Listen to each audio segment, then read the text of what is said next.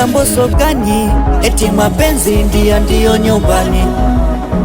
Nikamuweka moyoni, amenikuta ya Zuchu leo simoni ani ameniacha na upweke, muda wangu katumia na shoga zake, ndo mbaya nasiki chochote, nifanye yangu naye afanye yake mubaya.